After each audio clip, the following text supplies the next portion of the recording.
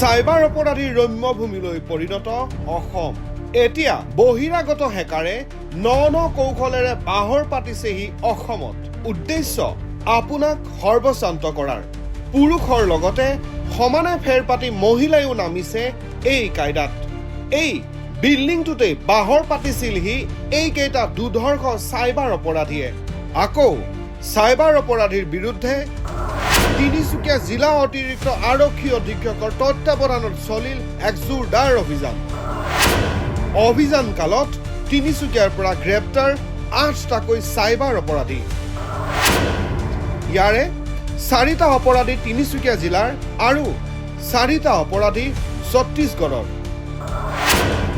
Cyber অপৰাধীকেইটাৰ পৰা উদ্ধাৰ digital ডিভাইজৰ লগতে 64খন ATM কাৰ্ড।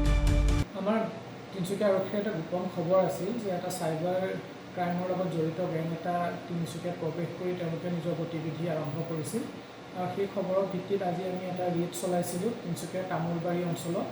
আৰু এটা বিল্ডিঙত আমি ৰেড কৰি পেলাই টোটেল 8জন মানুহ ইতিমধ্যে কৰায়ত্ব কৰিছোঁ। তাৰে 4জন তিনিচুকীয়া আৰু 4জন ছত্তীশগড়ৰ।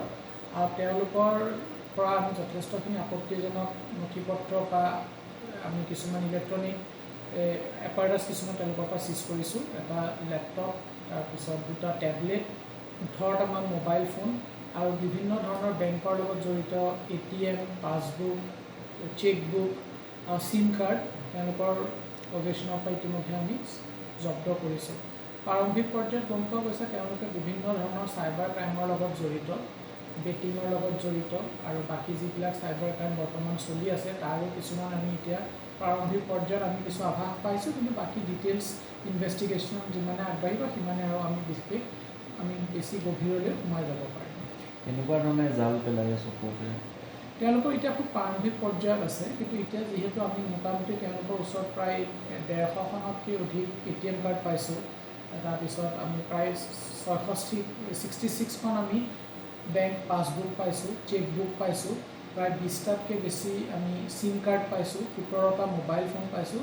চ' এইটো চাই এইখিনি বস্তু এতিয়া তেওঁলোকে কাৰ বস্তু কেনেকৈ তেওঁলোকৰ অধীনলৈ আহিছে গোটেইখিনি আমি তন্নতন্নকৈ ইনভেষ্টিগেশ্যন কৰাৰ পিছতহে আমি সবিশেষ ভালকৈ ক'ব পাৰিম।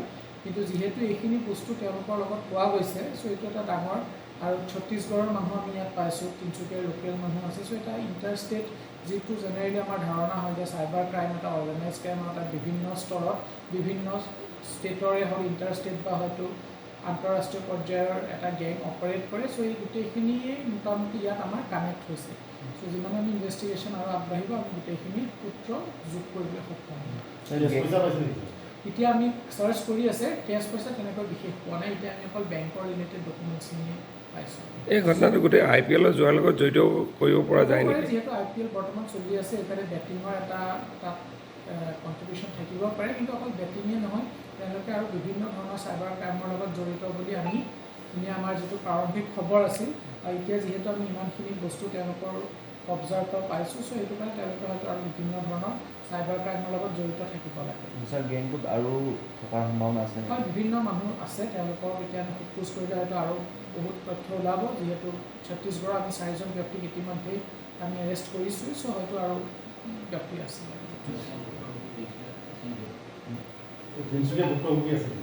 সেয়াই আমি এতিয়া যিখিনি পাছবুক বা ATM পাইছোঁ, চ' সেইখিনি আমি এতিয়া খুব প্ৰাৰম্ভিক পৰ্যায়ত আছে।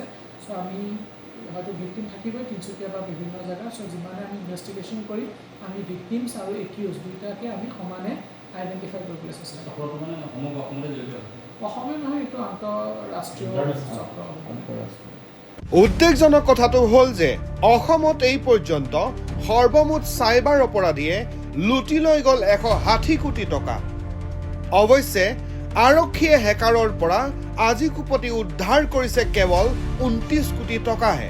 ইয়াৰ পাছতো ৰাইজক সম্পূৰ্ণ সুৰক্ষা দিয়াৰ ক্ষেত্ৰত অসম আৰক্ষী প্ৰতিশ্ৰুতিবদ্ধ বুলি ফুপজহি মাৰি থকা অসম আৰক্ষীক কি বুলি ক'ব আপুনি? নিউজ ডেস্ক ৰিপৰ্ট, অসম স্পন্দন।